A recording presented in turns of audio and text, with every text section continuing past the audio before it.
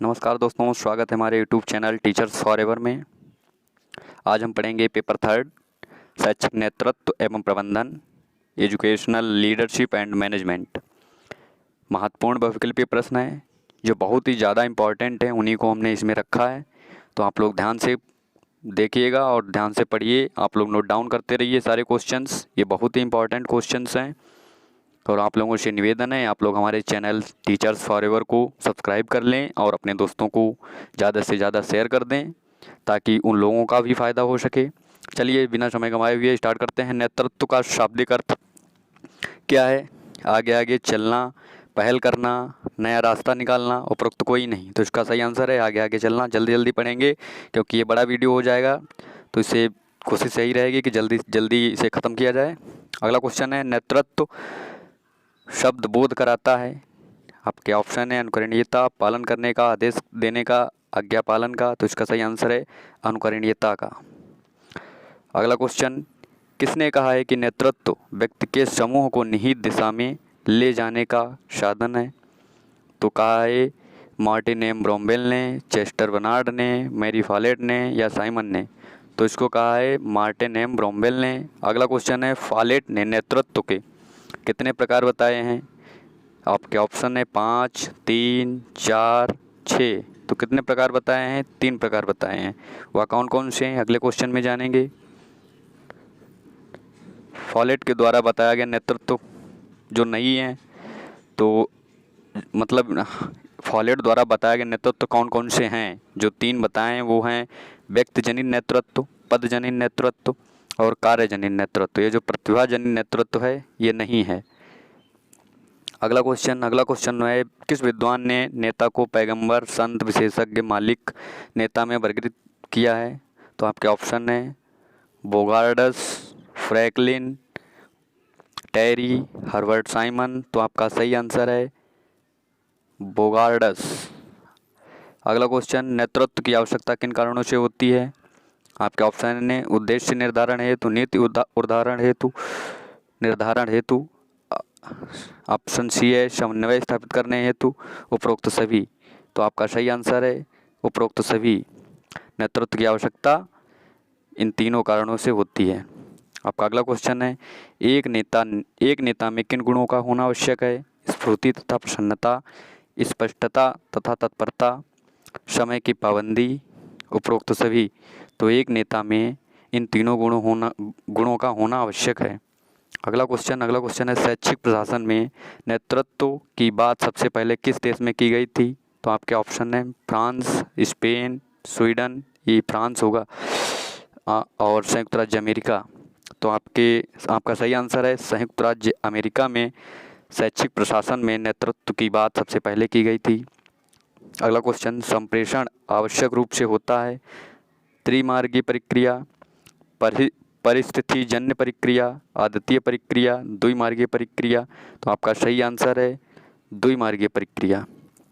अगला क्वेश्चन है, संचार में सम्मिलित है तथ्य, विचार, भावनाएं, ये सभी। तो आपका सही आंसर है ये सभी। संचार में तथ्य, विचार, भावनाएं तीनों सम्मिलित हैं। अगला क्वेश्चन है, संप्रेषण के लिए होना चाहिए प्रेषक, प्राप्तकर्ता, प्रेषक तथा प्राप्तकर्ता, प्रेषक या प्राप्तकर्ता। तो इसका सही आंसर है प्रेषक तथा प्राप्तकर्ता। संप्रेषण के लिए होना चाहिए प्रेषक तथा प्राप्तकर्ता।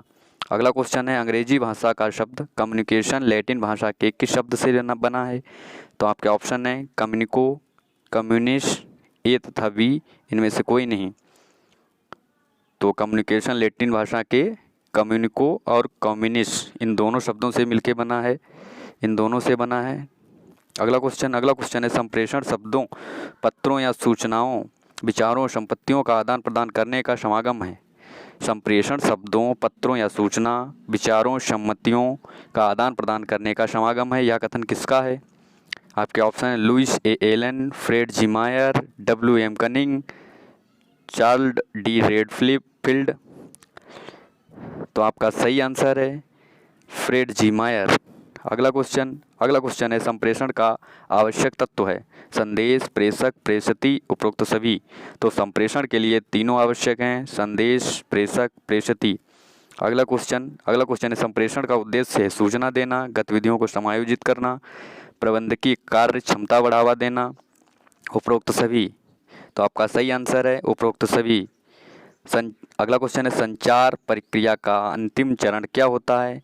संदेश भेजना, अवकूटन करना, संदेश प्राप्त करना, प्रतिपुष्टि करना। तो संचार प्रक्रिया का अंतिम चरण होता है प्रतिपुष्टि करना, ऑप्शन डी। अगला क्वेश्चन है संप्रेषण को द्विमार्गीय क्यों कहा जाता है? आपके ऑप्शन है क्योंकि इसमें सूचना प्रेषणकर्ता से सूचनाग्राही तक प्रतिपुष्टि के साथ प्रेषित होती है, ऑप्शन बी। सूचना प्रतिपुष्टि के बिना प्रेषित होती है, ऑप्शन सी। प्रेषण में संचरण एवं बोधगम्यता होती है, उपरोक्त सभी। तो आपका सही आंसर है क्योंकि इसमें सूचना प्रेषणकर्ता से सूचनाग्राही तक प्रतिपुष्टि के लिए प्रेषित होती है। संप्रेषण को द्विमार्गीय प्रक्रिया इसीलिए कहते हैं। अगला क्वेश्चन है संप्रेषण में कम से कम कितने व्यक्तियों का होना आवश्यक है? आपके ऑप्शन है 3, 2, 5, 7। तो इसका सही आंसर है 2। संप्रेषण में कम से कम 2 व्यक्तियों का होना आवश्यक है। अगला क्वेश्चन है संप्रेषण क्या होता है? आपके ऑप्शन है वैज्ञानिक, सार्वभौमिक, त्रियामी, ये सभी। तो आपका सही आंसर है सार्वभौमिक। संप्रेषण एक सार्वभौमिक प्रक्रिया है। अगला क्वेश्चन है संचार संगठन को दृढ़ बना सकता है अथवा विनाश कर सकता है, यह कथन किसका है? Charles E Redfield, Robert D Worth, Keith Davis Peters. तो आपका सही आंसर है चार्ल्स ई रेडफील्ड। ये कथन वाले जितने भी क्वेश्चंस है इनको अच्छे से पढ़िए, ये ज़्यादा इम्पोर्टेंट होते हैं।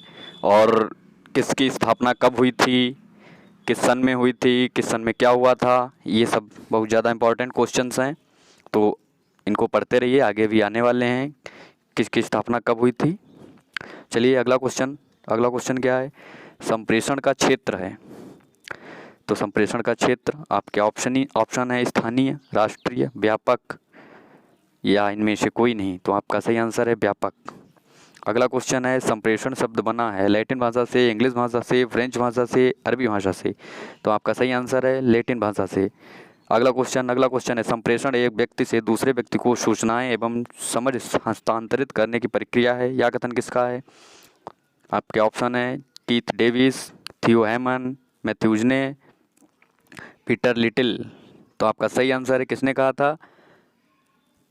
कीथ डेविस ने। अगला क्वेश्चन है संप्रेषण विनिमय है युक्तियों का, प्रबंधन का, संस्कृत का, सूचना का। तो संप्रेषण युक्तियों का विनिमय है। अगला क्वेश्चन विद्यालय का प्राथमिक अंग है शिक्षक, शिक्षार्थी, कक्षा, प्रधानाचार्य। तो आपका सही आंसर है विद्यालय का प्राथमिक अंग है कक्षा। अगला क्वेश्चन है किस विद्वान ने बहुलघु तंत्र की व्याख्या की थी? तो आपके ऑप्शन है फ्रैंकलिन, चेस्टर बर्नार्ड, ग्रिफिथ्स, बांको। तो आपका सही आंसर है ग्रिफिथ्स ने बहुलघु तंत्र की व्याख्या की थी। अगला क्वेश्चन है एक कल्पित विद्यालय तंत्र प्रस्तुत करने का श्रेय किस विद्वान को जाता है? ये सभी क्वेश्चंस बहुत इंपॉर्टेंट हैं, तो आप लोग ध्यान से पढ़िए। चलिए एक कल्पित विद्यालय तंत्र प्रस्तुत करने का श्रेय किस विद्वान को जाता है? आपके ऑप्शन है ग्रिफिथ्स, बांको, फ्रैंकलिन, चेस्टर बर्नार्ड। तो आपका सही आंसर है ग्रिफिथ्स। अगला क्वेश्चन विद्यालय में मुख्य रूप से कितने प्राथमिक स्तर होते हैं? आपके ऑप्शन है 3, 4, 2, 1। तो इसका सही आंसर है 3। विद्यालय में मुख्य रूप से कितने प्राथमिक स्तर होते हैं? 3 प्राथमिक स्तर होते हैं। वो क्या होते हैं? प्रशासक अथवा प्रधानाचार्य, शिक्षक, छात्र। विद्यालय के प्राथमिक स्तर 3 होते हैं और वो प्रशासक अथवा प्रधानाचार्य, शिक्षक और छात्र, यही 3 स्तर होते हैं विद्यालय के प्राथमिक। अगला क्वेश्चन है वर्ष 1900 से 1935 तक के काल को शैक्षिक प्रशासन का कौन सा युग कहा जाता है? तो शैक्षिक प्रशासन का आपके ऑप्शन है मध्य युग, आधुनिक युग, प्राचीन युग, मध्य एवं आधुनिक युग। तो इसका शैक्षिक प्रशासन का कौन सा युग कहा जाता है? प्राचीन युग। अगला क्वेश्चन है निम्न में से किस समाजशास्त्री ने पोस्ट कोर्व अक्षरों का प्रतिपादन किया था? पोस्ट कोर्व अक्षरों का प्रतिपादन किसने किया था? आपके ऑप्शन है गुलिक, फेयाल, कैनन, मैक्स ब्रेवर। तो आपका सही आंसर है गुलिक ने। पोस्ट कोर अक्षरों का प्रतिपादन गुलिक ने किया था। अगला क्वेश्चन है, फ़याल के अनुसार शैक्षिक प्रशासन में कितने तत्व हैं? आपके ऑप्शन है 7, 4, 5, 3। आपका सही आंसर है 5। तो वो फ़याल के अनुसार शैक्षिक प्रशासन में 5 तत्व हैं। तो वो क्या हैं? नियोजन, संगठन, आदेश, समन्वय, नियंत्रण। इसका ऑप्शन में डी दिया था, लेकिन फिर हमने सोचा लाओ ऐसे ही रख देते हैं। तो उत्तरमाला में इसका आंसर डी लिखा हुआ है, तो उसको आप कट कर दीजिए। अगला क्वेश्चन है, क्रमिक आवश्यकता सिद्धांत किसके द्वारा प्रतिपादित किया गया था? आपके ऑप्शन है Maslow, Brook Adams, N Mukherjee, Davis. तो आपका सही आंसर है मास्लो। अगला क्वेश्चन है, सन 1935 से 1950 तक के काल को किस विद्वान ने क्या कहा है? तो इसमें जानेंगे किस विद्वान ने क्या कहा है। तो किन राव ने संक्रमण काल कहा है? 1935 से 1950 तक के काल को किन राव ने संक्रमण काल कहा है? ओवंस ने मानवीय संबंध काल कहा है। फॉलेट ने समाश्रिता सिद्धांत का प्रतिपादन किया था 1935-1950 तक के काल में। तो इसका ऑप्शन सही हो जाएगा उपरोक्त सभी। तो ये सब सही आंसर हैं। अगला क्वेश्चन है, निम्न में से किसने विद्यालयों या संस्थाओं के पर्यावरण को प्रभावित करने वाले कारकों पर एक विश्लेषण प्रस्तुत किया है? ये क्वेश्चन हम दोबारा पढ़ेंगे। निम्न में से किसने विद्यालयों या संस्थाओं के पर्यावरण को प्रभावित करने वाले कारकों पर एक विश्लेषण प्रस्तुत किया था? तो वह विद्वान कौन है? आपके ऑप्शन है अर्गिरिस, बेकी, पार्सन्स, साइमन। तो आपका सही आंसर है अर्गिरिस। अगला क्वेश्चन है, क्रमिक आवश्यकता सिद्धांत का प्रतिपादन किसने किया था? आपके ऑप्शन है S N. Mukherjee, Brook Adams, Maslow, Marshall. तो आपका सही आंसर है मास्लो। अगला क्वेश्चन, निर्णय सिद्धांत का प्रतिपादन किसने किया था? आपके ऑप्शन है पार्सन्स, हर्बर्ट साइमन, अर्गरिस, साइमन तथा अर्गरिस। आपका सही आंसर है साइमन तथा अर्गरिस। ये सब सारे इंपॉर्टेंट क्वेश्चन हैं, इन्हें ध्यान से पढ़िए, नोट डाउन करते रहिए साथ में। और हम यही कोशिश करते रहेंगे कि आप लोगों को अच्छे से समझ में आए। आप लोगों की ये PDF फाइल डिस्क्रिप्शन बॉक्स में मिलेगी वीडियो की। और आप लोगों से निवेदन है, आप लोग इस चैनल को सब्सक्राइब कर दीजिए सारे लोग, और सारे लोग अपने फ्रेंडों के पास इसे शेयर कर दीजिए ताकि ये वीडियो ज़्यादा से ज़्यादा लोगों के पास पहुंच सके। चलिए अगला क्वेश्चन क्या है, प्रशासन में समन्वित दृष्टिकोण की पहल किस विद्वान ने सर्वप्रथम की थी? प्रशासन में समन्वित दृष्टिकोण की पहल किस विद्वान ने सर्वप्रथम की थी? आपके ऑप्शन है बेकी, साइमन, वर्क, वेबर। तो आपका सही आंसर है साइमन ने की थी। हम इसीलिए बोलते हैं कि आप लोग शेयर कर दीजिए। आप लोग समझ सकते हैं कि कितनी मेहनत लगी है PDF बनाने में, कहाँ कहाँ से क्वेश्चन लिए हैं, आपके पाठ्यक्रम के अनुसार ही क्वेश्चन सारे उठाए हैं। आपकी बुक्स बहुत सारी पढ़ डाली है ताकि हम क्वेश्चन निकाल सकें। सब बुक्स के क्वेश्चन हैं आपके। इजी नोट्स भी आ गया है PDF वाला, उससे भी थोड़े बहुत क्वेश्चन उठाए हैं। तो आप लोगों से यही निवेदन है कि आप लोग कृपया इसे सब्सक्राइब कर दें और शेयर कर दें ताकि ये चैनल आगे तक जा सके। चलिए अगला क्वेश्चन 41, निम्न में से किस विद्वान ने सूक्ष्म या समाजशास्त्रीय विधि का प्रशासन में प्रयोग किया? तो इसके ऑप्शन है अर्गरिस, वर्नार्ड, टॉमसन, बेकी। तो इसका सही आंसर है टॉमसन, और 1967 में यह किया था। सूक्ष्म समाजशास्त्री विधि का प्रशासन में प्रयोग किया था 1967 में टॉमसन ने। अगला क्वेश्चन है ट्रेलर द्वारा प्रतिपादित उत्पादन कुशलता पर बल देने वाला कौन सा सिद्धांत नहीं है? और बाकी उत्पादन पर कुशलता का बल देने वाले सिद्धांत हैं, इनमें से एक है जो वो गलत है। आपके ऑप्शन है समय के अध्ययन का सिद्धांत, निर्णय का सिद्धांत, व्यवहारिक सिद्धांत, व्यवस्था नियंत्रण सिद्धांत। आपका सही आंसर है निर्णय सिद्धांत। बस यही गलत है, बाकी सारे सिद्धांत टेलर द्वारा प्रतिपादित उत्पादन कुशलता पर बल देने वाले सिद्धांत हैं। बस ये निर्णय का सिद्धांत जो था ये गलत था, वही ढूंढना था अपने लोगों को। अगला क्वेश्चन है प्रशासनिक प्रक्रिया सिद्धांत का जन्मदाता कौन है? प्रशासनिक प्रक्रिया सिद्धांत का जन्मदाता कौन है? आपके ऑप्शन है हेनरी फेयोल, टेलर, गुलिक। हेनरी फेयोल तथा गुलिक दोनों आपका सही आंसर है, हेनरी फेयोल तथा गुलिक दोनों। अगला क्वेश्चन है निम्न में से किस विद्वान का मत है कि प्रत्येक कामगार स्वभाव से आलसी होता है? तो आपके ऑप्शन है Henry Fayol, Owens, Greg, Campbell. तो आपका सही आंसर है ग्रेग ने कहा था कि प्रत्येक कामगार स्वभाव से आलसी होता है। तो हेनरी किसने कहा था? ग्रेग ने कहा था। अगला क्वेश्चन है केंद्र में शिक्षा विभाग को शिक्षा मंत्रालय में कब परिवर्तित किया गया? तो आपका सही आंसर है 1945 में। शिक्षा विभाग को शिक्षा मंत्रालय में परिवर्तित किया गया था 1945 में। ये सारे क्वेश्चन इंपॉर्टेंट बहुत ज़्यादा हैं। कब क्या हुआ था तो ये सब आप लोग ध्यान से पढ़िए और नोट डाउन करते रहिए। अगला क्वेश्चन है शिक्षा के साथ वैज्ञानिक अनुसंधान कब जोड़ा गया था? आपके ऑप्शन है 1946, 1953, 1957, 1963। तो आपका सही आंसर है 1957। शिक्षा के साथ वैज्ञानिक अनुसंधान जोड़ा गया था 1957 में। अगला क्वेश्चन है मानव संसाधन विकास मंत्रालय का सृजन कब हुआ था? आपके ऑप्शन है 1985, 1980, 1990, 1975। आपका सही आंसर है 1985। मानव संसाधन विकास मंत्रालय का सृजन 1985 में किया गया था। अगला क्वेश्चन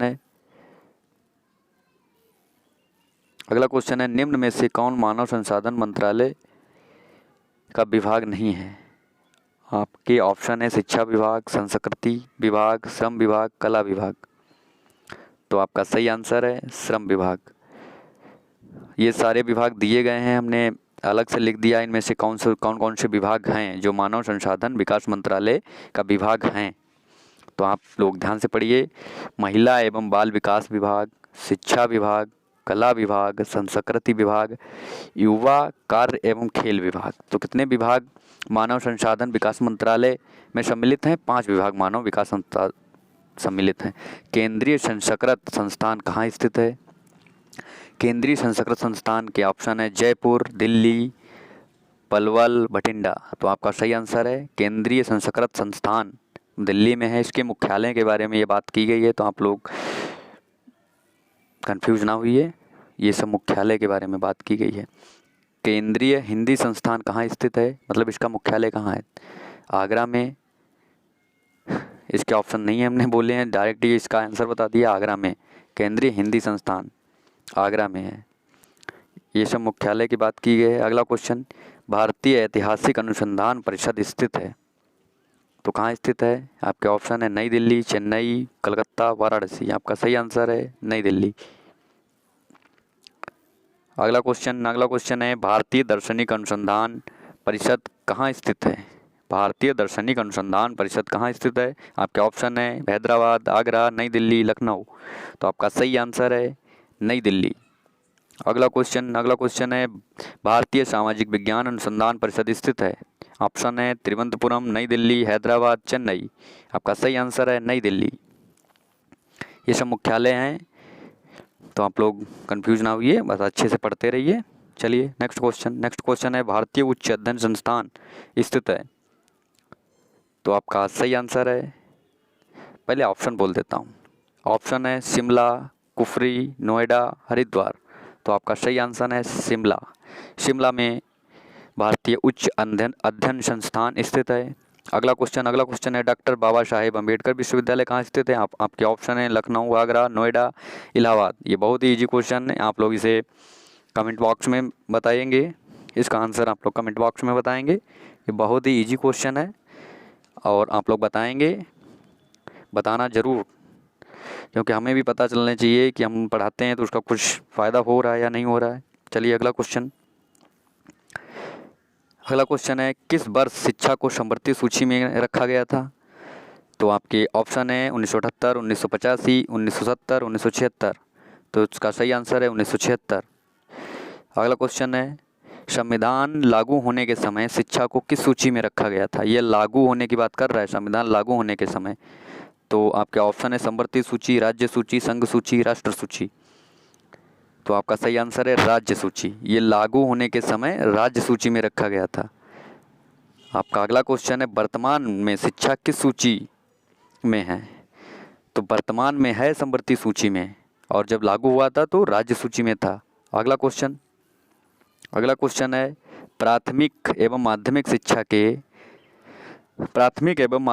के लिए राष्ट्रीय पाठ्यक्रम की रूपरेखा NCERT द्वारा किस वर्ष तैयार की गई थी? तो NCERT की द्वारा तैयार की गई थी तो किस वर्ष?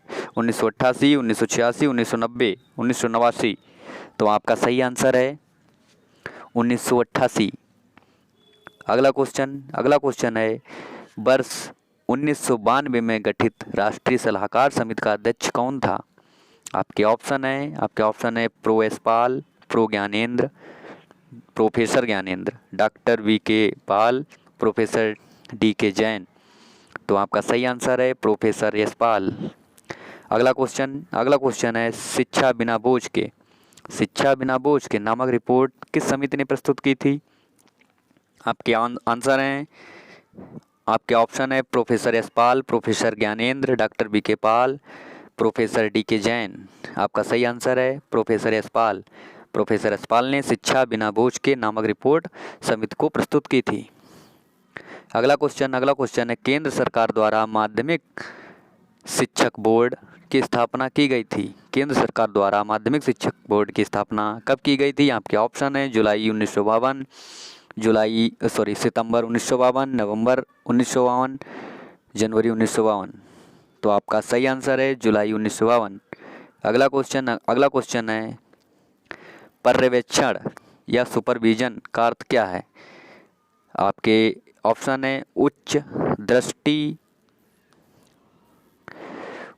और दृष्टि, उत्कृष्ट निरीक्षण। तो आपका सही आंसर है उच्च और दृष्टि। पर्यवेक्षण सुपरविजन का अर्थ है उच्च और दृष्टि। तो आपका सही आंसर क्या है? तो आपका सही आंसर है उच्च और दृष्टि। अगला क्वेश्चन है, वह उच्च बुद्धि जो विद्यालय को गति प्रदान करती है कहलाती है। तो आपका सही आंसर है पर्यवेक्षण। पर्यवेक्षण है जो उच्च बुद्धि जो विद्यालय को गति प्रदान करती है। अगला क्वेश्चन किसने कहा पर्यवेक्षण का उद्देश्य शिक्षा का विकास है? क्या किसने कहा था? तो आपके ऑप्शन है वर्टन, वाइल्ड, एडम्स, जस्टमैन। तो आपका सही आंसर है बर्टन ने कहा था पर्यवेक्षण का उद्देश्य शिक्षा का विकास है। अगला क्वेश्चन है, किसने कहा पर्यवेक्षण शिक्षण के विकास का नियोजित कार्यक्रम है? आपके ऑप्शन है एडम्स एवं डिक्की, वाइल्ड, मैकार्थी, वर्टन। तो आपका सही आंसर है एडम्स एवं डिक्की। अगला क्वेश्चन है, पर्यवेक्षण के प्रकार। तो पर्यवेक्षण के प्रकार हैं आपके ऑप्शन आधिकारिक शिक्षा पर्यवेक्षण, रचनात्मक शिक्षा पर्यवेक्षण, वैज्ञानिक शिक्षा पर्यवेक्षण, उपरोक्त सभी। तो आपका सही आंसर है उपरोक्त सभी। अगला क्वेश्चन है, एयर ने वैज्ञानिक शिक्षा पर्यवेक्षण के प्रकार माने हैं। एयर ने वैज्ञानिक शिक्षा पर्यवेक्षण के प्रकार माने हैं। तो कौन से प्रकार हैं? आपके ऑप्शन है लचीलापन तथा नियोजन, वास्तुनिष्ठता, मूल्यांकन, उपरोक्त सभी। तो आपका सही आंसर है उपरोक्त सभी। ये तीनों पर्यवेक्षण के प्रकार हैं। अगला क्वेश्चन है, ब्रिग्स तथा जस्टमैन ने शिक्षक पर्यवेक्षण के सिद्धांत बताए हैं। आपके ऑप्शन है सहकारिता, लचीलापन, उत्साहवर्धक एवं प्रभावशाली, उपरोक्त सभी। तो आपका सही आंसर है उपरोक्त सभी। अगला क्वेश्चन है, आर वर्टन तथा बुकर ने शैक्षिक पर्यवेक्षण के सिद्धांत बताए हैं। तो आपका ऑप्शन है 4, 5, 6, 10। तो आपका सही आंसर है 4। आर वर्टन तथा बुकर ने शैक्षिक पर्यवेक्षण के सिद्धांत 4 बताए हैं।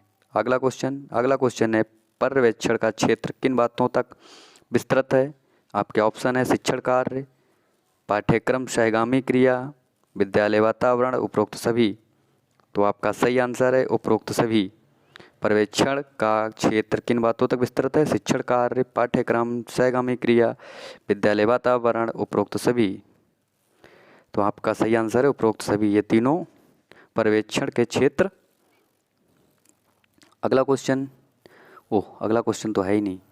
ये आप लोगों की उत्तरमाला है जो PDF फाइल में हमने दे रखी है। आप लोग PDF फाइल डिस्क्रिप्शन बॉक्स से लोड कर सकते हैं, वहाँ से डाउनलोड करके आराम से उसको धीरे धीरे पढ़ते रहिए।